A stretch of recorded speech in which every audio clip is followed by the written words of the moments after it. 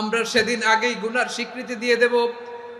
আমরা বলবো, আল্লাহ তুমি প্রশ্ন করার আগে তোমার একটা কথা বলি, আমারে কিছু জিজ্ঞেস করো না, আমি সব করেছি। এমন কোন পাপ নাই যে পাপ আমারে দিয়ে হয় নাই।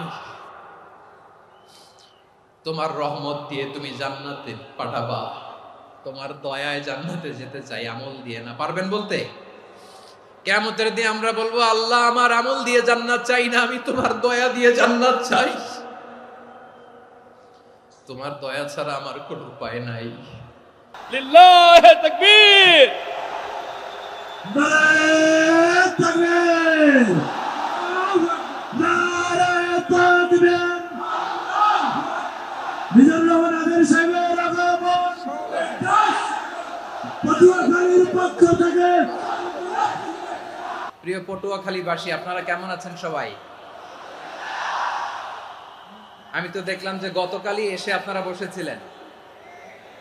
কষ্ট হয় নাই? সারাদিন খাওয়া দাওয়া করতে পেরেছিলেন তো? নামাজগুলো সময় মতো পড়তে পেরেছেন? মাশাআল্লাহ, মাশাআল্লাহ। আল্লাহ তাআলা কবুল করুক, আমরা পড়ি আমিন। আপনারা শুনেছেন যে প্রতিটি বিভাগে আমরা একটি করে প্রোগ্রাম দিচ্ছি, একবার করে সফর করছি। তারই ধারাবাহিকতায় বরিশাল বিভাগের এই প্রোগ্রাম আমাদের মাসুদ ভাইয়ের কারণে বাধ্য হয়ে আমাকে পটুয়াখালীতে দিতে হয়েছে। মাসুদ ভাই এমন ভাবে ধরেছেন, রিকোয়েস্ট করেছেন, সেটাকে ডিনাই করার, রিজেক্ট করে দেওয়ার সুযোগ আর হয়নি। আলহামদুলিল্লাহ। খুব চমৎকার একটি শহর, অসাধারণ একটি নগরী। আমি উপর থেকে দেখছিলাম, খুব গোছানো, খুবই গোছানো সুন্দর একটি শহর, আলহামদুলিল্লাহ। আর পাশেই আছে আপনাদের বিশাল সমুদ্র সৈকত, যেখান থেকে সূর্যোদয় সূর্যাস্ত একসাথে দেখা যায়, ঠিক কিনা বলেন? বরিশাল বিভাগের প্রতি আগে থেকেই আমার আলাদা একটা টান, দুটো কারণে।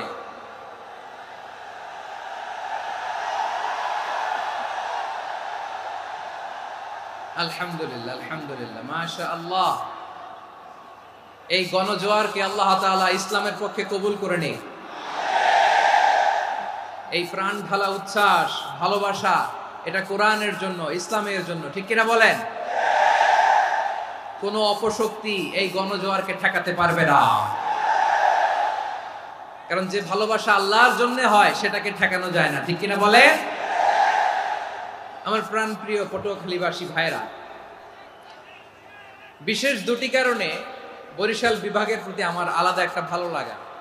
এর কারণ, এই অঞ্চলে আলেম ওলামা বেশি, ঠিক কিনা বলেন? আজকের এই প্রোগ্রামে অনেক কওমি মাদ্রাসার মুহতামিম সাহেবরা এসেছেন, আমি শুনেছি। আলিয়া মাদ্রাসার প্রিন্সিপাল হুজুররা এসেছেন, খতিব সাহেবরা এসেছেন, ইমাম সাহেবরা এসেছেন, মুয়াজ্জিন সাহেবরা এসেছেন। এই বিভাগে আলেম ওলামা বেশি। তার প্রমাণ, এখানে এই বরিশালের ভেতরে আছে সারসিনা দরবার, ঠিক কিনা বলেন? অনেক হাক্কানি একটা দরবার। সারসিনার মরহুম পীর সাহেব হুজুরের খেদমত করেছি আমি অনেকবার, সুযোগ হয়েছিল আমার ছাত্র জামানায়। তো ওনাদের মাদ্রাসা কেন্দ্রিক অনেক খেদমত, আলহামদুলিল্লাহ। তারপর এই বিভাগে রয়েছে চরমোনাই দরবার, ঠিক কিনা বলেন? ওনাদেরও বিশাল মাদ্রাসা, ধর্মীয় অঙ্গনে, মাদ্রাসা অঙ্গনে, রাজনৈতিক অঙ্গনে ওনাদের অনেক খেদমত। তারপরে এখানে আছে ঝালকাঠি এনএস কামিল মাদ্রাসা। আমরা কায়েস সাহেব হুজুরের কথা শুনেছি, আল ইত্তেহাদ মা আল ইখতিলাফ, মতবিরোধের সাথে ঐক্য, অসাধারণ কথা। তো এই সমস্ত বড় বড় আল্লাহওয়ালাদের আগমন এই ভূখণ্ডে হওয়ার কারণে এখানে ধর্মীয় বিশৃঙ্খলা, মারামারি কম, আছে ঐক্য, ঠিক কিনা বলেন? বরিশাল বিভাগের প্রতি আমার বিশেষ ভালোবাসার এটা একটা কারণ। দুই নম্বর কারণ হচ্ছে, আমি ঢাকাতে যে মাদ্রাসায় পড়াশোনা করেছি, দারুন নাজাত সিদ্দিকিয়া কামিল মাদ্রাসা, আমার মাদ্রাসার শিক্ষক মন্ডলীর অধিকাংশ হচ্ছে এই বরিশালের, আলহামদুলিল্লাহ। আমাদের শ্রদ্ধেয় প্রিন্সিপাল হুজুর আখম আবু বকর সিদ্দিক হাফিজাহুল্লাহ ওয়া রাআহ, উনি এলাকার সহ পুরো দারুন নাজাত মাদ্রাসার অধিকাংশ আসাতাজা ইকরাম এই ভূখণ্ডের, এই অঞ্চলের হওয়ার কারণে ছোটবেলা থেকেই বরিশালের প্রতি আমার একটি ভালোবাসা। তো আমি অন্তরের অন্তঃস্থল থেকে আবারও শুভেচ্ছা জানাতে চাই আমি আমাদের অনেক ভাইদেরকে দেখতে পাচ্ছি আপনারা বসার জায়গা পাননি, দাঁড়িয়ে আছেন এবং খুবই নিশ্চুপ, শান্ত, সুশৃঙ্খল। The people of Barishal, they are very smart, আলহামদুলিল্লাহ, মাশাআল্লাহ। এবং শ্রোতা যাদেরকে দেখতে পাচ্ছি বেশিরভাগের বয়স 15 থেকে 25। জেনজি, যেখানেই যাই জেনজি আমারে ছাড়ে না, মাশাআল্লাহ। এরাই আগামীর বাংলাদেশ, এরাই বাংলাদেশ। এদের হাতে নিরাপদ আমার লাল সবুজের পতাকা, এদের হাতে নিরাপদ আমার 56,000 বর্গ মাইলের প্রতিটি ইঞ্চি মাটি। এজন্য তোমাদেরকে সাবধান থাকতে হবে, সজাগ থাকতে হবে দেশের জন্য, এদেশের সার্বভৌমত্বের জন্য, ঠিক কিনা বলেন? আমার প্রিয় ভাইরা, আপনারা এখন যেমনি নিশ্চুপ, নীরব, very quiet and calm, discipline, I like it, I love it. শেষ পর্যন্ত আপনারা এরকম নিশ্চুপ, নীরব, নিস্তব্ধ, নিঝুম থাকবেন তো আপনারা? মাশাআল্লাহ। আমি খুব লম্বা চূড়া সময় নেব না, অনেক আলোচনা হয়েছে, আমি পাশেই ছিলাম, আমি দুপুরেই চলে এসেছি, আমি শুনছিলাম আলোচনাগুলো, অসাধারণ আলোচনা হয়েছে। আসলে আলোচনা হওয়া দরকার অল্প, ইবাদত আর আমল হওয়া দরকার বেশি, ঠিক কিনা? কিয়ামতের একটা আলামত হচ্ছে খুতবুকুম তাওয়িলা ওয়া সালাওয়াতুকুম কাসীরা। কিয়ামতের আগে আমাদের বক্তব্য হয়ে যাবে লম্বা। Your speech will be longer and your salah will be very shorter. বক্তব্য হবে লম্বা, সালাত হবে খাটো। এই নমুনা বর্তমানে আছে না নাই? ঘন্টার পর ঘন্টা, তাও তৃপ্তি মিটে না। অনেক জায়গায় রাত পর্যন্ত, মিডনাইট পর্যন্ত, মধ্যরাত পর্যন্ত আলোচনা হয়, এটা ঠিক নয়। বক্তব্য হবে একেবারে gist, cream of the creams, একেবারে ক্রিম কথাটা আলোচক উপস্থাপন করবেন। হেদায়েত দেওয়ার মালিক কে? ইন্নাকা লা তাহদি মান আহবাবতা ওয়ালাকিন্নাল্লাহা ইয়াহদি মান ইয়াশা। নবী হে, আপনি চাইলেই কাউকে হেদায়েত দিতে পারবেন না, হেদায়েত দেওয়ার মালিক কে? প্রিয় ভাইরা, আমি শুরুতেই দেখতে চাই যে আপনারা বরিশাল বিভাগের কে কোন জেলা থেকে আসলেন, এটা একটু জেনে খোঁজখবর নিয়ে আমি আলোচনা শুরু করবো ইনশাআল্লাহ বিইذنিল্লাহ।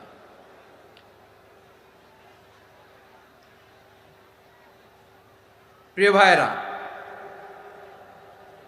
আমি দেখতে চাচ্ছি আপনাদের এই বরিশাল বিভাগের ভোলা জেলা আছে না একটা, দ্বীপ জেলা, ওখান থেকে কেউ আসতে পারছেন নাকি?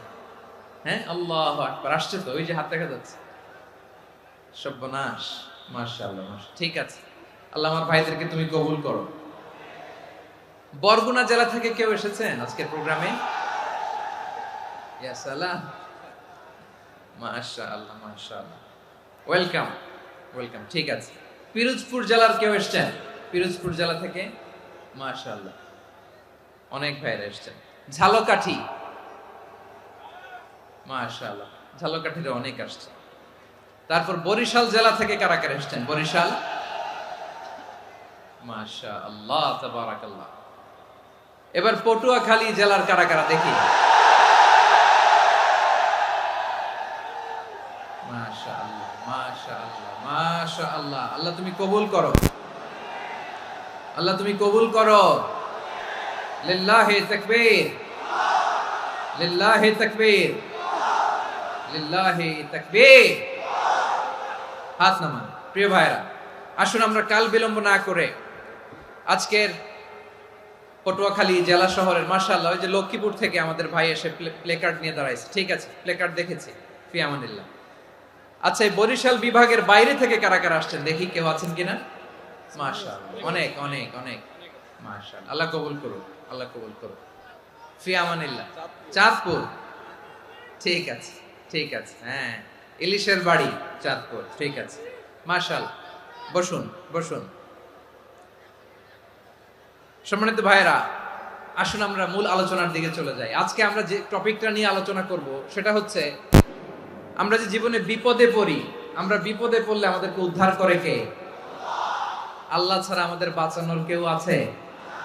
উদ্ধার করার কেউ আছে? রক্ষা করার কেউ আছে? এজন্য বিপদে পড়লে আমরা চাইবো কার কাছে? আমাদের যাই দরকার হোক আমরা ফরিয়াদ করব কার কাছে? নাকি মাজারে যেয়ে চাবেন? মাজারে যেয়ে যাবেন? অনেকে তো মাজারে যে কপাল ঘষে, আছে না নাই? মাজারে যে সন্তান চায়, আছে? এই এলাকায় নাই, এই এলাকার লোকদের আকীদা খালেস আমি জানি। মাজারে যে কপাল ঘষে আর সন্তান চায়। আচ্ছা, মাজারে গেলে সন্তান পাওয়া যায়? আচ্ছা, মাজারে না গেলে যদি বাচ্চা না হতো, গরু ছাগলের যে বাচ্চা হয় ওরা কোন মাজারে মানত করে বলেন? কথা কি বুঝতেছেন? এই যে প্রতি বছর গরু ছাগল ভেড়া এগুলো যে বাচ্চা দেয়, এরা কোন মাজারে যে মানত করে?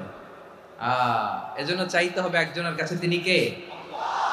আমার প্রিয় পটুয়াখালীবাসী, মাজার জিয়ারত করা সুন্নাহ। আমরা মাজার জিয়ারত করব, আল্লাহ ওয়ালাদের কবরে যাব, আমরা সেখানে যে সালাম দিব, দোয়া করব, নিজের জন্য করব, কবরে শুয়ে থাকা মাইয়েতের জন্য করব, পুরো মুসলিম উম্মার জন্য করব। কিন্তু কবরে যিনি শুয়ে আছে ওই বাবার কাছে সন্তান চাওয়া যাবে? চাকরি চাওয়া যাবে? সফলতা চাওয়া যাবে? সফলতা দেয় কে? সবাই বলেন নাই, আওয়াজ করে বলেন, সফলতা দেওয়ার মালিক কে? এক কথাই রব্বুল আলামিন বলেন, ওয়া ইয়ামসাসকাল্লাহু বিদুররিন ফালা কাশিফা লাহু ইল্লা হু ওয়া ইয়ুরিদকা বিখাইরিন ফালা রাদ্দা লিফাদলি ইউসিবু বিহি মান ইয়াশাউ মিন ইবাদিহি ওয়া হুয়াল গফুরুর রহিম। আল্লাহু আকবার। আল্লাহ বললেন, ওয়া ইয়ামসাসকাল্লাহু বিদুররিন ফালা কাশিফা লাহু ইল্লা হু। আল্লাহ যদি তোমাকে কোনো বিপদ স্পর্শ করায়, আল্লাহ যদি তোমারে কোনো বিপদে ফেলে দেয়, ওই বিপদ থেকে উদ্ধার করার তিনি ছাড়া আর কেউ নাই। জোরে বলেন ঠিক কিনা?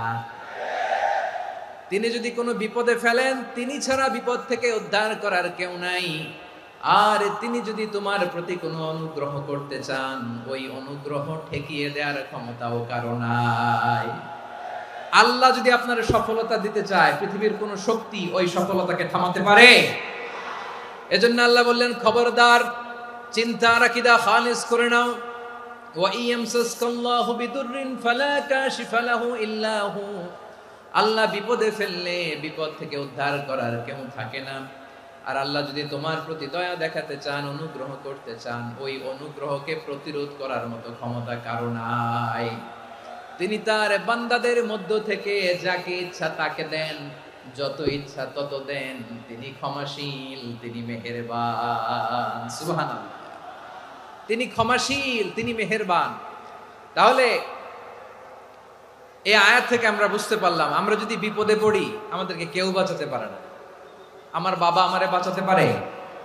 হ্যাঁ? আমার মা আমাকে বাঁচাতে পারে? আমার বন্ধু আমারে বাঁচাতে পারে? আমার দলের কর্মী আমাকে বাঁচাতে পারে? আমার পীর সাহেব আমারে বাঁচাতে পারে? আমার পটুয়াখালীর ভাইয়েরা খেয়াল রাখবেন, বাঁচাতে পারে এক মহান সত্তা, উদ্ধার করতে পারে এক মহান সত্তা। চিৎকার করে বলুন, তিনি কে? আবার আল্লাহ বললেন, আম্মাই ইউজিবুল মুত্তাররা ইযা দাআহু ওয়া ইয়াকশিফুস সুআ ওয়া ইয়াজআলুকুম খুলাফাআল আরদ আইলাহুম মা'আল্লাহ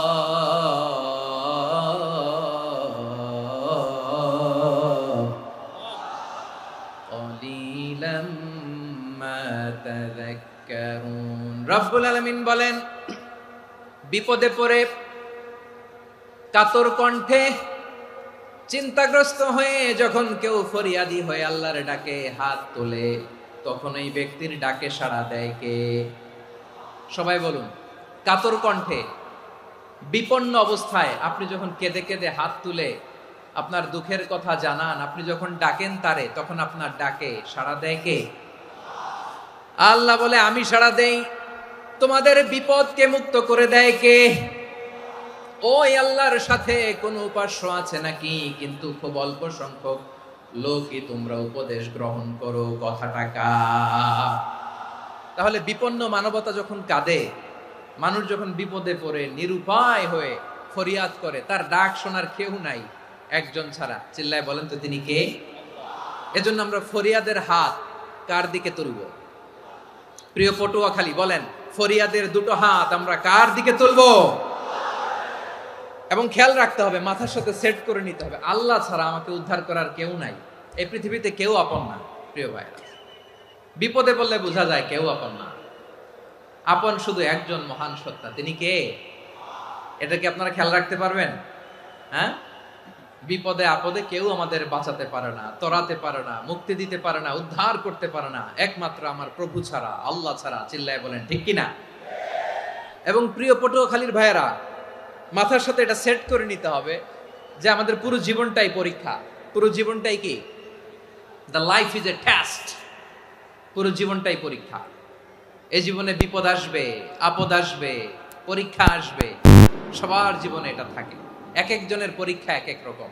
আমার পরীক্ষা একরকম, মাসুদ ভাইয়ের পরীক্ষা একরকম, চৌধুরী সাহেবের পরীক্ষা একরকম, আপনার পরীক্ষা একরকম, ওনার পরীক্ষা আবার আরেক রকম। পুরো পৃথিবীটাই পরীক্ষা ক্ষেত্র, সবাই পরীক্ষা দিচ্ছি, কিন্তু কারো পরীক্ষা প্রশ্নের সাথে কারোটার মিল নাই। সুবহানাল্লাহ পড়বেন না? পুরোটাই পরীক্ষা ক্ষেত্র, সবাই পরীক্ষার্থী, কিন্তু প্রশ্নপত্র একটার সাথে আরেকটা মিলে না। One doesn't match the other. একজনেরটার সাথে আরেকজনেরটা মিলে না। কাউকে আল্লাহ তাআলা ধনী বানিয়ে পরীক্ষা করেন। কি বানিয়ে? কথা কি বুঝতেছেন নাকি কষ্ট হচ্ছে? কষ্ট হচ্ছে আপনাদের? কাউকে আল্লাহ ধনী বানিয়ে পরীক্ষা করেন, আবার কাউকে আল্লাহ তাআলা গরিব বানিয়ে পরীক্ষা করেন, কাউকে আল্লাহ অসুস্থ বানিয়ে পরীক্ষা করেন। কেউ দেখবেন যে দুরারোগ্য ব্যাধিতে আক্রান্ত, ডাক্তার বলেছে আর সময় নাই, দুরারোগ্য ব্যাধি, ক্যান্সার, যার নেই কোনো অ্যান্সার, তার জন্য পরীক্ষা হচ্ছে এই রোগ।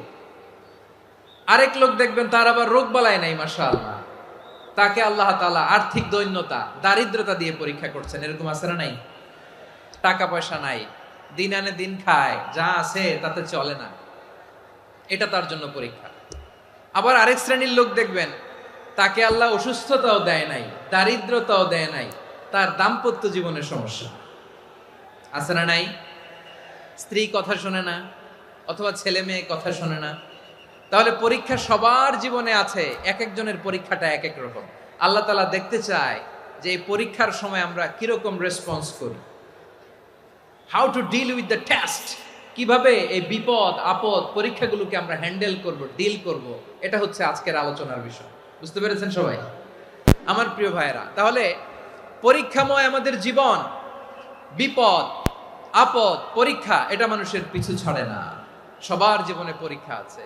নবীদের জীবনেও পরীক্ষা ছিল। সাহাবারা জিজ্ঞেস করেছেন, ইয়া রাসূলুল্লাহ, আইয়ুন নাসি আশাদ্দু বালাআন ফিদ দুনিয়া, এই দুনিয়ার বুকে কাদের পরীক্ষা সবচেয়ে বেশি? বিশ্বনবী বলেছেন, আল আম্বিয়া। এই পৃথিবীতে সবচেয়ে বেশি পরীক্ষা আল্লাহ তাআলা নিয়ে থাকেন নবীদের। কাদের? নবীদের। সুম্মাল আমসাল ফাল আমসাল, এরপরে নবীদের পরের স্তরে যারা, তাদের পরীক্ষা। এরপরে তাদের পরের স্তরে যারা, তাদের পরীক্ষা। সিদ্দিকিনদের, শুহাদাদের, সলিহিনদের, আল্লাহওয়ালাদের। যার ঈমান যত মজবুত, তার জীবনে পরীক্ষাও তত বেশি। চিল্লায় বলেন ঠিক কিনা? তাহলে মুমিনরা, বিশ্বাসীরা, আমরা কি পরীক্ষা বিপদ আপদে ভয় পাই? হ্যাঁ, বিপদ দেখলে ভয় লাগে আপনাদের? ভয় লাগে? হ্যাঁ, না, মুমিনরা বিপদে ভয় পায় না, তারা হতাশ হয় না, সুবহানাল্লাহ, তারা নিরাশ হয় না। বিশ্বাসীরা হাল ছেড়ে দেয় না, তারা ভরসা রাখে একজনের উপর। চিল্লায় বলতে হবে তিনি কে? কারণ মুমিন জানে the grief isn't permanent, the test isn't permanent, the struggle in our life isn't permanent. আমাদের জীবনের দুঃখ, কষ্ট, স্ট্রাগল, এগুলো পার্মানেন্ট নয়। After every difficulties there is an ease. সব কষ্টের পরেই একটা সুখ আছে না নাই? রব্বুল আলামিন বলেন, ফাইন্না মাআল উসরি ইউসরা, ইন্না মাআল উসরি ইউসরা, ভয় পেও না, চিন্তা করো না, কষ্টের সাথেই আমি রেখে দিয়েছি স্বস্তি। সুবহানাল্লাহ বলেন। মুমিন জীবনে বিপদ যত বেশি, কষ্ট যত বেশি, তার সামনে সফলতা তার চেয়েও বেশি। ঠিক কিনা বলেন? কারণ বিশ্বাসীরা জানে রাত্রি যত গভীর হয়, সুবহে সাদিকের সময় তত আগাতে থাকে। গর্ভবতী নারীর পেটের ব্যথা যত বাড়তে থাকে, ঘরে নতুন মেহমান আগমনের সময় ঘনাতে থাকে।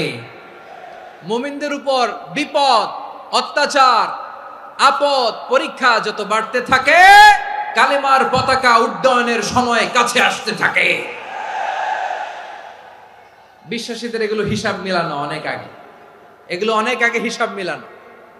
দুঃখের আধার শেষে সুখের আলো মিটি মিটি হাসে, চিল্লায় বলেন ঠিক কিনা? দুঃখের আধার শেষে আলোর প্রভাত হাসে, হতাশার কালো মেঘে যায় গো ভেসে, হতাশার কালো মেঘে যায় গো ভেসে। দুঃখের আধার শেষে আলোর প্রভাত হাসে, হতাশার কালো মেঘে যায় গো ভেসে, হতাশার কালো মেঘে যায় গো ভেসে। কোরআনে দুঃখের আধার শেষে আলোর প্রভাত হাসে, হতাশার কালো মেঘে যায় গো ভেসে, হতাশার কালো মেঘে যায় গো ভেসে। ঠিক কিনা বলেন? দুঃখ যত বেশি, পরীক্ষা যত বেশি, কষ্ট যত বেশি, সুখের সময় তত কাছাকাছি, চিল্লায় বলতে হবে ঠিক কিনা? এজন্য মুমিন জীবনে পরীক্ষা বেশি, মুমিনদের হতাশা নাই। মুমিনরা নিরাশ হয় না, হতাশ হয় কাফিররা। মুমিনরা কখনো হাল ছেড়ে দেয় না, মুমিনরা ভরসা রাখে একজনের উপর, তিনি কে? তাহলে আমার প্রিয় পটুয়াখালীবাসী, বিপদ থাকবে, পরীক্ষা থাকবে, এই বিপদ থেকে আমাদেরকে উদ্ধার করবেন একজন, তিনি কে? আমরা শুধু আল্লাহর উপরই ভরসা রাখবো। রাজি আছেন তো? চাইবো একজন সত্তার কাছে, আওয়াজ করে বলুন তিনি কে? একজন সত্তার কাছে চাইবে। বিশ্বনবী ওনার চাচাতো ভাই আব্দুল্লাহ ইবনে আব্বাস রাদিয়াল্লাহু তাআলা আনহুকে বললেন, ইয়া আব্দুল্লাহ ইবনুল আব্বাস, হে আব্দুল্লাহ ইবনে আব্বাস, ইদা সাআলতা ফাসআলিল্লাহ, যখন চাইবে আল্লাহর কাছে যাও। ও আব্দুল্লাহ, যখন চাইবা আল্লাহর কাছে চাও। ওয়া ইদা ইসতাআনতা ফাসতাইন বিল্লাহ, যখন সাহায্য চাইবা আল্লাহর কাছে ফরিয়াদ করো। জেনে রেখো ও আব্দুল্লাহ, ওয়া'লাম আন্নাল উম্মাতা লাউ ইজতামাআত আলা আন ইয়ানফাউকা বিশাইইন লাম ইয়ানফাউকা ইল্লা বিশাইইন ক্বাদ কাতাবাহু আল্লাহু লাক। ও আব্দুল্লাহ, জেনে রেখো, মনে রেখো, গোটা বিশ্বের সবাই মিলে যদি তোমার উপকার করতে চায় ততটুকুই তারা করতে পারবে যতটুকু আল্লাহ তোমার নসিবে সেটা লিখে রেখেছে। ঠিক কিনা বলেন? আর যদি গোটা বিশ্বের সবাই মিলে তোমার বিরুদ্ধে কনস্পাইরেসি করে, ষড়যন্ত্র করে, গোটা বিশ্বের সবাই মিলেও যদি তোমার ক্ষতি করতে চায় ততটুকুই শুধু পারবে যেটা আল্লাহ তোমার জন্য বরাদ্দ রেখেছে। যতটুকু আল্লাহ তাআলা তোমার জন্য বরাদ্দ রেখেছে অতটুকুই ক্ষতি করতে পারবে, আর এক চুল বেশিও করতে পারবে না, কমও করতে পারবে না। চিল্লায় বলেন ঠিক কিনা? এজন্য আমরা চাইবো কার কাছে? সবাই বলেন নাই, আওয়াজ করে বলেন কার কাছে? সব সময় আমরা আল্লাহর কাছে চাইবো, বিপদে আপদে, সুখে দুঃখে, সচ্ছল অবস্থায় অসচ্ছল অবস্থায়, পরাজয়ের সময় বিজয়ের সময়, সব সময় আমরা ভরসা রাখবো কার উপর? সবাই বলুন। একদল লোক আছে যারা বিপদে পড়লে আল্লাহরে ডাকে, আছে না নাই? পটুয়াখালীতে মাশাআল্লাহ নাই। বিপদ আসলে আল্লাহরে ডাকে, বিপদ নাই আল্লাহও নাই। বিপদে পড়লে নামাজ পড়ে, বিপদও নাই নামাজও নাই। বিপদে পড়লে জিকির করে, বিপদ যখন চলে যায় ওদের জিকিরও বন্ধ হয়ে যায়। এরকম আছে না নাই? কিছু লোক দেখবেন পরীক্ষা আসলে নামাজ পড়ে, আছে আছে? জেনজি আওয়াজ করো, এরকম আছে? এই কমন পড়ে গেছে, কমন পড়ছে। দেখবেন পরীক্ষার সময় নামাজ পড়ে, পরীক্ষাও নাই নামাজও আছে। এরকম কিছু লোক আছে অসুস্থ হলে আল্লাহরে বড্ড ভালোবাসে, আল্লাহরে খুব ডাকে। অসুস্থ হইলে অসুস্থতাও নাই, আল্লাহ স্মরণও নাই। দেখবেন কিছু লোক নির্বাচন আসলে খুব আল্লাহওয়ালা হয়ে যায়, তখন দেখবেন মাথার মধ্যে হেজাব লাগায়, পাঞ্জাবি লাগায়, আল্লাহওয়ালা হয়ে যায়। নির্বাচনও নাই, এরপরে আল্লাহর কথাও নাই। আছে না নাই? না, এরকম হওয়া যাবে না। সব সময় আমরা আল্লাহরে ডাকবো, বিপদে আপদে সব সময় ভরসা রাখবো আমরা একজনের উপর। আওয়াজ করে বলেন তিনি কে? এ কথায় আল্লাহ তাআলা আমাদের চোখে আঙ্গুল দিয়ে জানিয়ে দিলেন, ফাইদা রাকিবু ফিল ফুলকি দা'আবুল্লাহ মুখলিসিনা লাহুদ্দিন فلما نجاهم إلى البر إذا هم يشركون আল্লাহ বলে একদল লোক আছে তারা যখন নৌযানে চড়ে জলযানে চড়ে সাগরের মধ্যে যখন জাহাজে চড়ে লঞ্চে চড়ে তারা যখন তুফানের সম্মুখীন হয় তখন তারা আল্লাহরে বড্ড বেশি ডাকে একান্ত ভাবে ডাকে বিশুদ্ধ চিত্তে ডাকে আবার তুফান থেকে তাদেরকে সেফ জোনে নিয়ে নিরাপদ জোনে নিয়ে যখন বন্দরে আমি আল্লাহ তাদেরকে ভিড়িয়ে দেই ওই লোকগুলো আবার আমি আল্লাহর সাথে শিরিক করে এরকম আছে না নাই জাহাজে উঠছে সাগরের মাঝখানে তুফান ওই সময় দেখবেন আল্লাহ কারে কয় এই কথা তো আপনাদেরকে বোঝানো সহজ আপনারা তো নদীর দেশের মানুষ লঞ্চে চড়েন নাই কারা কারা দেখি লঞ্চে চড়ছেন হ্যাঁ লঞ্চে চড়ে নাই এরকম একজনও নাই এখানে আচ্ছা লঞ্চে উঠছেন কে কে দেখি মাশাআল্লাহ মাশাআল্লাহ মাশাআল্লাহ ঠিক আছে আপনাদের বোঝানো সহজ আচ্ছা লঞ্চে উঠে তুফানের সম্মুখীন হয়েছেন জলোচ্ছ্বাস সবাই মাশাআল্লাহ তো এই ওয়াজ তো আপনাদের মুখস্থ ঠিক কিনা বলেন আমার বলার দরকার নাই বলেন মাঝ নদী তুফান জলোচ্ছ্বাস জলের মধ্যে উচ্ছ্বাস ঢেউ টর্নেডো সাইক্লোন মেঘের ঘনঘটা পরিবেশ ঘুটঘুটে অন্ধকার লঞ্চ একবার এদিকে আরেকবার ওইদিকে ভিতরে কি অবস্থা হয় বলেন তো হ্যাঁ তখন মুসলিম আল্লাহর ডাকে হিন্দু আল্লাহর ডাকে ঠিক কিনা বলেন আস্তিক আল্লাহর ডাকে নাস্তিক আল্লাহর ডাকে ঠিক কিনা লঞ্চের ভেতর স্টিমারের ভেতর কান্নারে রোল পড়ে যায় চিৎকারের রোল পড়ে যায় সবার মুখ দিয়ে শুধু একটা আওয়াজ লা ইলাহা লা ইলাহা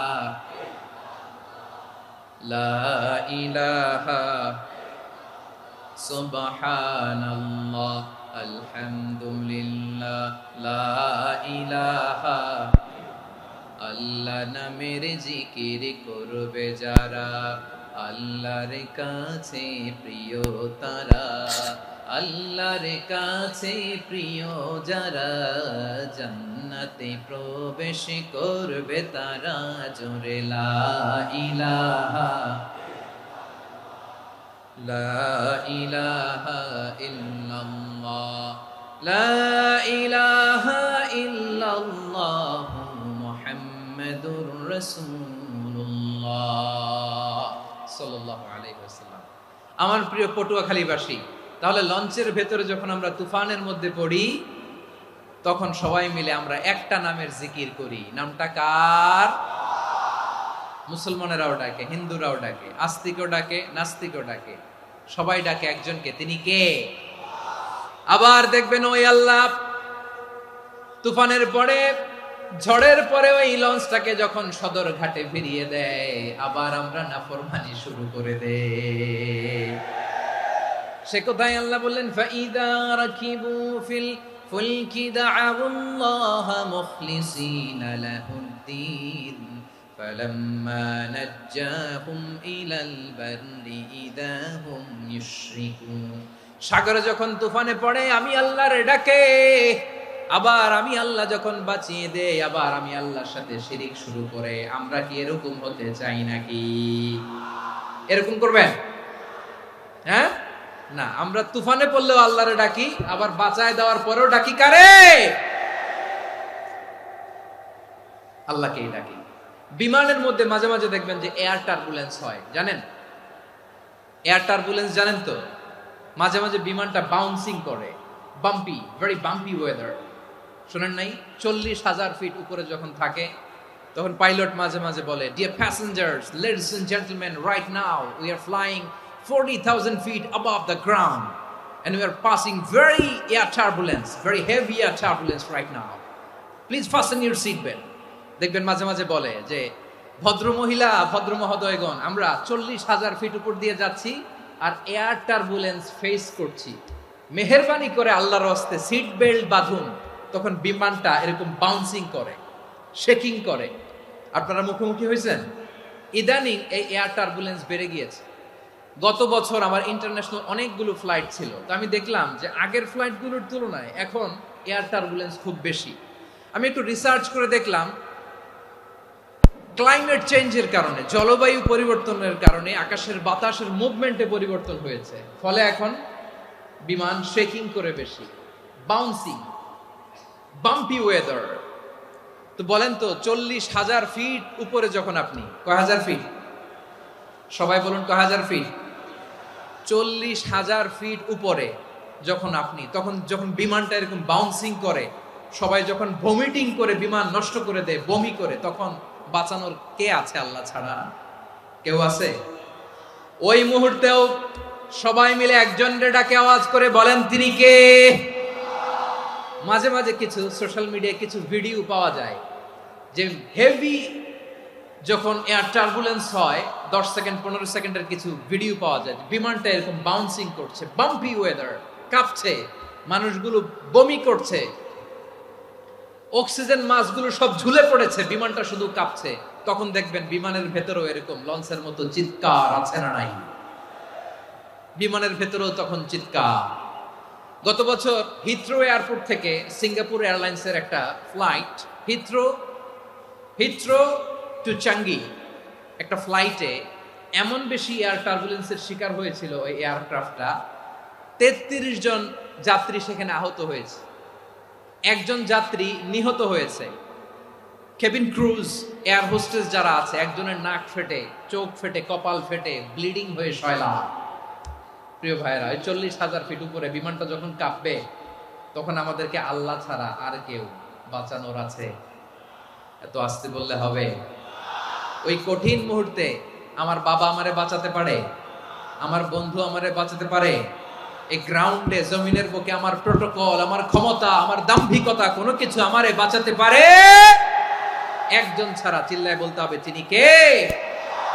সে আল্লাহ বললেন, গোলাম আমি বিপদের সময় ঠিকই তোমাদের বাঁচিয়ে দেই। ওই বিমানের ভেতরে 40,000 ফিট উপরে যখন তোমরা এয়ার টার্বুলেন্সের শিকার হও, তখন নাস্তিকও আল্লাহরে ডাকে, হিন্দু আল্লাহরে ডাকে। জোরে বলেন ঠিক কিনা? আবার বিমানটা যখন শান্ত হয়ে যায়, একটু পরেই বিমানের স্ক্রিনের মধ্যে হিন্দি সিনেমা খোঁজে। বিমানের স্ক্রিনে কিন্তু বিশাল ওখানে আফলাম ফিল্মের একেবারে বোঝাই করা। বিমানটা শান্ত হলে আবার হিন্দি সিনেমা দেখা শুরু করে। একটু আগে ডাকছিল কারে? দেখবেন বাংলাদেশে আমাদের ক্রিকেটাররা যখন অন্য কোনো দেশের সাথে খেলে, অনেক সময় এমন হয় বল বাকি একটা, রান দরকার 6টা। বল বাকি কয়টা? পটুয়াখালী বুঝে নাই বোধহয়। বল বাকি কয়টা? রান দরকার। আপনি দেখবেন ক্যামেরাম্যান তখন গ্যালারিতে খালি দেখায় দর্শকদের যে কি অস্থিরতা। হিপ হপ স্টাইলের মেয়েটা, যে মেয়েটার ওড়না এতক্ষণ ছিল গলায়, এতক্ষণ কই ছিল, ওই মেয়েটা দেখবেন ওড়নাটা টেনে মাথায় দিয়ে এরকম মুনাজাত ধরতেছে, আল্লাহ আল্লাহ, একটা ছক্কা, আল্লাহ আল্লাহ, আমার লাল সবুজের পতাকারে তুমি অপমানিত কইরো না আল্লাহ, ইন্ডিয়ার সাথে আমাদের খেলা, আল্লাহ আল্লাহ, একটা ছক্কা, একটা। পুরো খেলা জুড়ে এই মেয়ের ওড়না ছিল গলায়, কিন্তু যখন 1 বলে 6 রান দরকার, ওড়না চলে আসছে কোথায়? মাথায়। আবার মুনাজাত আছে না নাই? ঠিকই বাংলাদেশের দামাল ছেলে এমন এক শট মারলো, বল চলে গেল স্টেডিয়ামের বাইরে, ছক্কা, জিতে গেলাম আমরা। পুরো স্টেডিয়াম জুড়ে চিৎকার, হই হুল্লোড়, মৌজ মাস্তি। যেই মেয়েটা মাথার মধ্যে ওড়না দিয়ে এতক্ষণ সুবহানাল্লাহ সুবহানাল্লাহ বলে আল্লাহর কাছে দোয়া করেছে, ওই মেয়ে এখন আবার ওড়না ফেলে দিয়ে নাচা শুরু করে দিয়েছে। তাহলে আল্লাহর ভয়, আল্লাহর প্রতি আস্থা, বিশ্বাস, ভালোবাসা, এটা কি ক্ষণিকের জন্য? মানে আমার যখন লাগবে তখন আল্লাহর ইউজ করবো নাকি? হ্যাঁ, বিপদে আপদে, সুখের সময় দুঃখের সময়, সচ্ছল অসচ্ছল অবস্থায় বিশ্বাসীরা ভরসা রাখে একজনের উপর। চিৎকার করে বলে পটুয়াখালী তিনি কে? সে আল্লাহ বললেন, গোলাম মনে করো না জাহাজ থেকে সদরঘাটে ভিড়িয়ে দিলাম তুমি নিরাপদ হয়ে গেছো, মনে করো না 40,000 ফিট থেকে সেফ ল্যান্ডিং এর পরে এয়ারপোর্টে নেমে গেলেই তুমি নিরাপদ হয়ে গেছো। ও মিয়া, বিপদ কি শুধু সাগরে আর আকাশে? ঘরের বিপদও ঘরের ভেতরও বিপদ আসতে পারে কি পারে না। এজন্য সূরা মুলক আল্লাহ বললেন আমিনতুম মান ফিস সামাই আন ইয়াখসিফা বিকুমুল আরদা ফাইযা হিয়া তামুর। তোমরা কি ভাবছো তোমরা নিরাপদ? সাগরের মধ্যে তুফান, আল্লাহ আল্লাহ ডাকলাম, সদরঘাটে যেয়ে পড়ছি, বেঁচে গেছেন তো আপনি। আর পাবে আপনারে আল্লাহ, আল্লাহরা তো সাগরের মাঝখানে তো আল্লাহ আপনারে পাইছিল, আর তো পাবে না। আর পাবে আপনারে? আর আল্লাহ ধরতে পারবে আপনারে? ঘরের ভেতরও বিপদ দিয়ে আটকাতে পারে কে? 5 স্টার 7 স্টার হোটেলের ভেতরও আমাকে বিপদের মধ্যে ফেলে দিতে পারেন কে? আল্লাহ বললেন তোমরা কি ভেবেছো তোমরা নিরাপদ? আমি চাইলে ল্যান্ডস্লাইডস, ভূমি ধস দিয়ে 1 লক্ষ এক মুহূর্তে নিয়ে যেতে পারি। এক সুনামি দিয়ে থাপ্পড় মেরে 3 লক্ষ সাগরের ভেতরে ঢুকায় দিতে পারি। 1 সেকেন্ডও লাগে না আমার। أم أمنتم من في السماء أن يرسل عليكم حاصبا فستعلمون كيف نذير। আল্লাহ চাইলে আকাশ থেকে পাথর বৃষ্টি নাজিল করতে পারেন কি পারেন না? এই মুহূর্তে এখানে ভূমিকম্প দিতে পারেন কি পারেন না?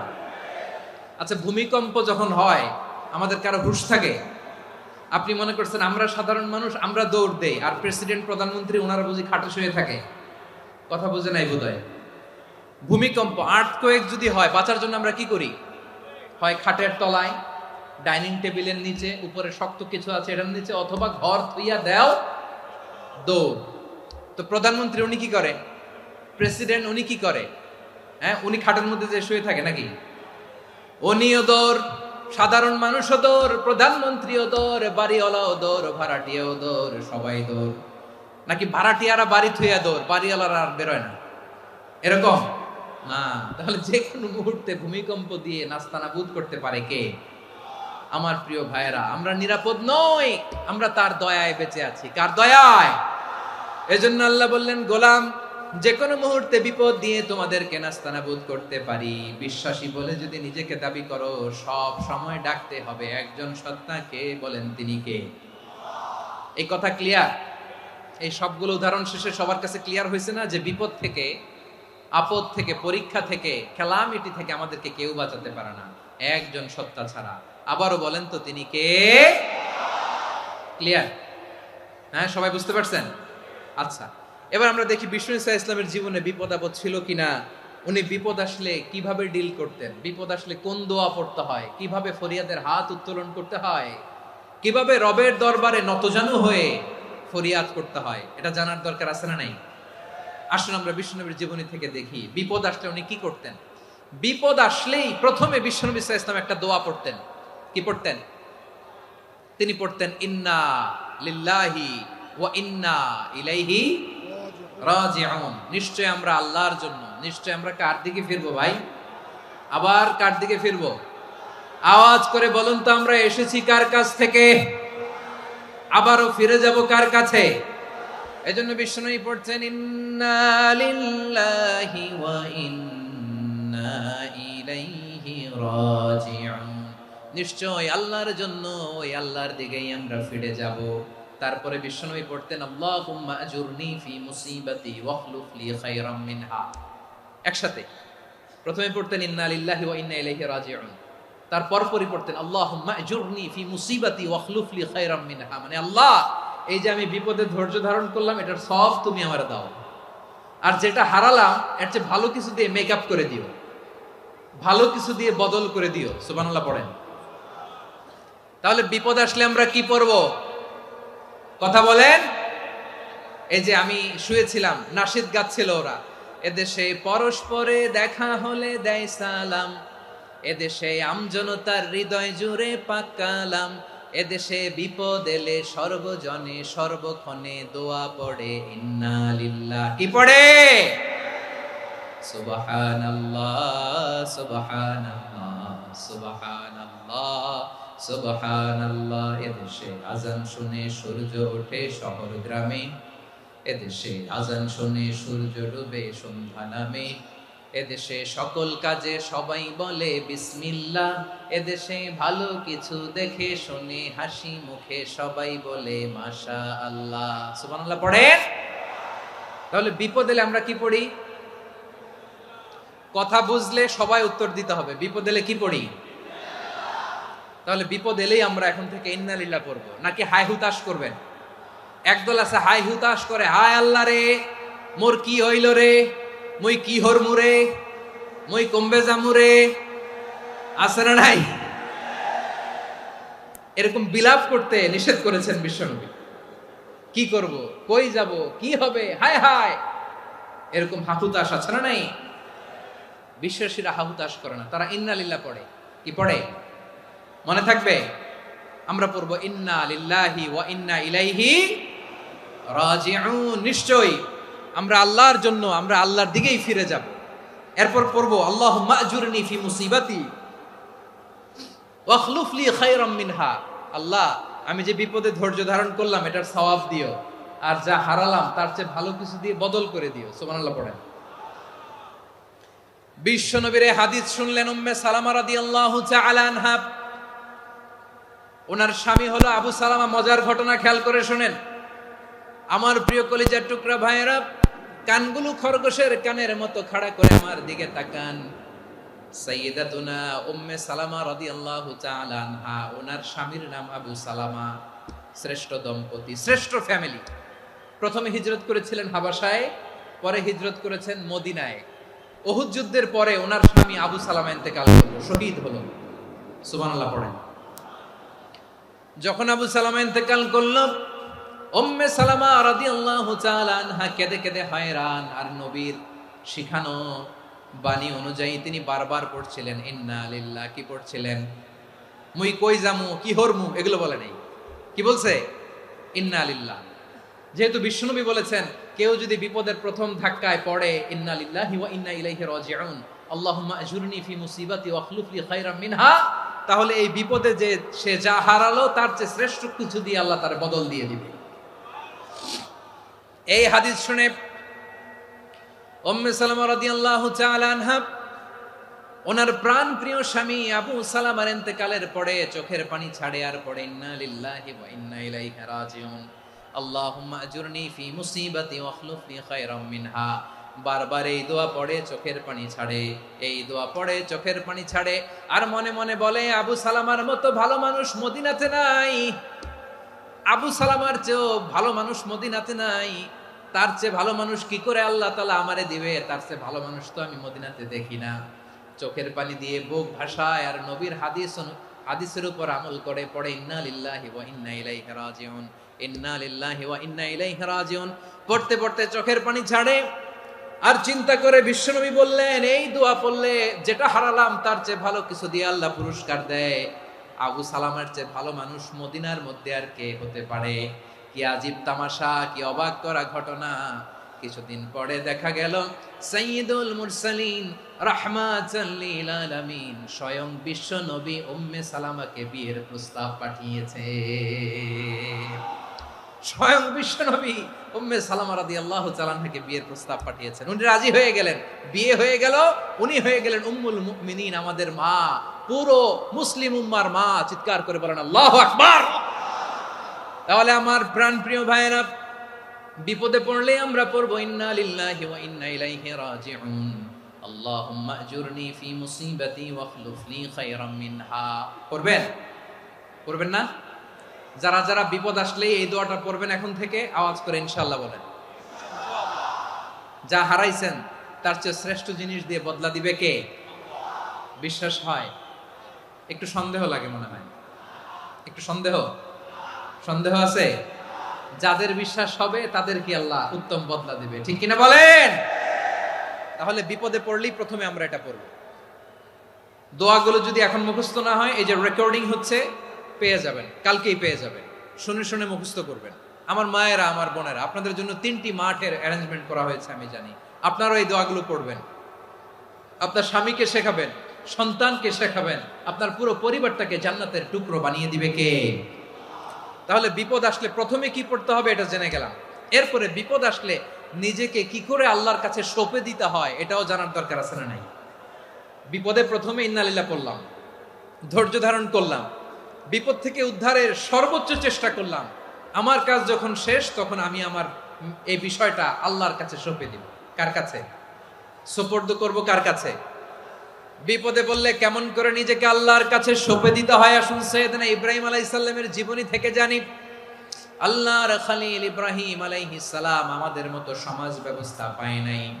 আমরা জন্মের পরে আমাদের কানের ভেতরে আজান দিয়েছে কে? একামত দিয়েছে কে? আমাদের বাপ দাদারা আমাদের কানে আজান দিয়েছে কি? দেয় নাই। আমাদের জন্মের পরেই তো আজান, একামত, বাড়ির পাশে মসজিদ, প্রতিদিন আজান, জুমার খুতবা, প্রতি মাসে মাসে তাফসিরুল কোরআন মাহফিল, মসজিদ, মিনারা, অভাব নাই। ঠিক কিনা বলেন? আপনি যেই সুন্দর ইসলামিক এনভায়রনমেন্ট পেয়েছেন, আমাদের ইব্রাহিম খলিল উনিও কি এরকম পেয়েছিলেন? হ্যাঁ, উনি জন্মের পর পরে ওনার কানে আজান দিছে কেউ? আমার প্রিয় ভাইরা, আগা গোড়া একটা শিরকি পরিবেশ উনি জন্মগ্রহণ করেছেন। উনি ছাড়া ওই তল্লাটে একজনও আল্লাহর উপর বিশ্বাসী নাই। কল্পনা করতে পারেন? গোটা তল্লাটে, গোটা দেশে বিশ্বাসী মুমিন, আল্লাহর উপর বিশ্বাস স্থাপনকারী কয়জন? সবাই বলেন কয়জন? বাকি সব মুশরিক। বাকি সব মুশরিক নিজের সাথে নিজে শক্ত বোঝাপড়া করে, অ্যানালজি করে, সেলফ কনভারসেশন করে উনি মহা সত্যের সন্ধান পেয়েছে। উনি আকাশের তারা দেখে ভাবে মনে হয় এটাই আমার খোদা, পরে দেখে তারা নাই, মনে মনে বলে না তাইলে এটা না। আবার চাঁদ দেখে বলে চাঁদটা বড় মায়া লাগে, মনে হয় এটাই আমার রব, পরে দেখে চাঁদও নাই, কয় না এটা না। এরপরে দ্বীপ প্রহরের জলজলে সূর্যটা খাঁ খাঁ করে গোটা পৃথিবীটারে রৌদ্র দিয়ে তাতিয়ে রাখে। তিনি ভাবলেন মনে হয় এটাই আমার রব, কারণ এটাই তো সবচেয়ে বড়। কিন্তু বিকেল বেলা ওই সূর্যটাও যখন চলে যায়, সাইয়েদনা ইব্রাহিম বলে না এটাও তো নাই, আমার খোদা যদি আমারে ছেড়ে চলে যায়, বিপদে পড়লে আমারে উদ্ধার করবে কে? এভাবে নিজের সাথে অ্যানালজি, সেলফ কনভারসেশন করতে করতে করতে তিনি মহা সত্যের সন্ধান পেয়েছেন। সুবহানাল্লাহ পড়েন। সব শেষে তিনি ডিসিশন নিয়ে ঘোষণা দিলেন, ইন্নী ওয়াজ্জাহাতু ওয়াজহিয়া লিল্লাযী ফাতারাস সামাওয়াতি ওয়াল আরদা হানিফান ওয়া মা আনা মিনাল মুশরিকিন। নিশ্চয় আমি এমন সত্তার দিকে মনোনিবেশ করলাম, মুখাপেক্ষী হলাম, যিনি আকাশ বানিয়েছেন, জমিন বানিয়েছেন, আমি মুশরিক নই। সুবহানাল্লাহ। পারতেন? আপনি পারতেন? কেউ নাই, লক্ষ লক্ষ মুশরিক, আপনি একা। ওনার মতো এরকম বিচক্ষণতা দিয়ে আল্লাহরে খুঁজে পাইতে পারতেন আপনি? কি নবী ছিল, আল্লাহকে খুঁজে পেয়েছে। যখন আল্লাহর ইবাদত শুরু করলো, এই কথা ছড়ায় পড়লো চারদিকে। নমরুদ সাইয়েদনা ইব্রাহিমকে ডেকে পাঠালেন। নমরুদ বলে, ইব্রাহিম তুমি নাকি মূর্তির পূজা না করে কোন নতুন রবের ইবাদত করো, কে তোমার রব? সাইয়েদনা ইব্রাহিম বললেন, রব্বি আল্লাযী ইউহয়ী ওয়া ইউমীত, আমি এমন রবের ইবাদত করি যিনি জীবন দেন, যিনি মৃত্যু দেন। নমরুদ বলে, তাই নাকি? তোমার রব জীবন দেয়, মৃত্যু দেয়? আর এটা তো আমি দেই, আমিও তো জীবন দেই, আমিও তো মৃত্যু দেই। সাইয়েদনা ইব্রাহিম বললেন, কেমন করে তুমি জীবন দাও, মৃত্যু দাও, একটু দেখাও তো। নমরুদ জেলখানা থেকে দুজন কয়েদিকে ডেকে আনলো। কয়েদি এনে অর্ডার করলো, একটাকে এখনই শিরোচ্ছেদ, হেড অফ, ডেথ পেনাল্টি, মৃত্যুদণ্ড দেয়া হলো, ফিনকি দিয়ে রক্ত বেরোলো। নমরুদ বলে, দেখো দুজনকে ধরে আনলাম, একজন কয়েদিকে দিলাম ডেথ পেনাল্টি, মৃত্যুদণ্ড, ওরে মৃত্যু দিলাম। আরেকজন যে দাঁড়িয়ে আছে, চাইলে ওরেও আমি মৃত্যুদণ্ড দিতে পারি, কিন্তু না, ওরে আমি দিব না, ওরে আমি বাঁচাইয়া দিলাম, ছেড়ে দিলাম, মানে জীবন দিলাম। দেখো ইব্রাহিম, তোমার চোখের সামনে একজন রে মৃত্যু দিলাম, আর একজন রে জীবন দিলাম। আপাত দৃষ্টিতে তাই তো, একজন রে তো জীবন দিল, আরেকজন রে মৃত্যু দিল। সাইয়েদনা ইব্রাহিম এবার বিপাকে পড়ে গেলেন। কিন্তু এক একজন নবীকে আল্লাহ এমন উইজডম বিচক্ষণতা দিয়ে এই জমিনে পাঠিয়েছেন, মুহূর্তের মধ্যে আল্লাহর খলিল ইব্রাহিম বললেন, فإن الله يأتي بالشمس من المشرق فأت بها من المغرب فبهت الذي كفر। আল্লাহর খলিল ইব্রাহিম বললেন, নমরুদ বুঝলাম তুমি জীবন দাও, মৃত্যু দাও, দেখলাম, কিন্তু আমার রব, আমার আল্লাহ প্রতিদিন সকালবেলা উষা লগ্নে ওই পূর্ব দিগন্ত থেকে সূর্যটাকে উদিত করেন, সাঁঝের বেলা, বিকেল বেলা, কুথুরি লগ্নে, সন্ধ্যা বেলা ওই দ্বিপ্রহরের জল জলে সূর্যটাকে পশ্চিম দিগন্তে ডুবিয়ে দেন। মানে সকালবেলা পূর্ব দিক থেকে উদিত করা সূর্যটাকে পশ্চিম দিকে বিকেলে তিনি ডুবিয়ে দেন। তুমি যদি পারো ওই সূর্যটাকে পশ্চিম দিক থেকে উদিত করে পূর্ব দিকে ডুবিয়ে দাও। সুবহানাল্লাহ পড়বেন না? দেখেন, ইনস্ট্যান্ট ইন্টেলেক্ট, মুহূর্তে বিচক্ষণতা, উইজডম কাকে বলে? নমরুদ পারবে? নমরুদের বাপ পারবে? ওর দাদা, ওর 14 গোষ্ঠী, গোটা বিশ্বের সব ক্ষমতাধর রাষ্ট্রনায়করা একসাথে হলে পারবে? ফাবুহিতাল্লাযী কাফার পারে নাই, ব্যর্থ হয়েছে। এবার তেলে বেগুনে জ্বলে উঠেছে, রেগে মেগে আগুন বলে ফালকুহু ফিল জাহিম। ওর সাথে তর্ক নাই, না পেরে এবার এটারে আগুনে ফেলা। বিশাল বিশাল গাছ কেটে লাকড়ি এনে আগুনের কুণ্ডলি বানানো হলো, দাও দাও দাও দাও করে আগুন জ্বলে। আল্লাহর খলিল ইব্রাহিমকে আগুনে নিক্ষেপ করা হবে। আল্লাহর খলিল সাইয়েদনা ইব্রাহিমের হাতের মধ্যে রশি দিয়ে টাইট করে বাঁধা হলো, পায়ের মধ্যেও টাইট করে রশি দিয়ে বাঁধা হলো। আল্লাহর খলিল ইব্রাহিমকে আগুনের কুণ্ডলির মধ্যে ফেলা হবে। ওমিয়া, আপনি যে বিপদের কারণে ভয় পান, হতাশ হন, এটা কোনো বিপদ ওনার বিপদের সামনে? পটুয়াখালী আওয়াজ করে বলুন, সাইয়েদনা খলিল ইব্রাহিমের বিপদের সামনে আমাদের বিপদগুলো কোনো বিপদ? এটা কোনো বিপদই না, এটা কোনো বিপদই না। হাত পা বেঁধে টাইট করে নিক্ষেপ করা হবে, সিম্পলি ফেলা যাবে না, কারণ দাও দাও করে দ্য ব্লেজিং ফায়ার, এমন আগুনের কুণ্ডলি কাছে যাওয়া যায় না, আগুনের উত্তাপে নিক্ষেপ করা হবে। হাতে রশি বেঁধে পায়ে রশি বেঁধে আল্লাহর খলিল ইব্রাহিম আলাইহিস সালামকে আগুনের মধ্যে নিক্ষেপ করা হবে। আহা, এটার বলে অগ্নি পরীক্ষা। উনি অগ্নি পরীক্ষার সম্মুখীন হয়েছিলেন। এজন্য কঠিন পরীক্ষাকে আমরা অগ্নি পরীক্ষার সাথে তুলনা করি, ঠিক কিনা? সাইয়েদনা জিবরাইল এসে বললেন, ও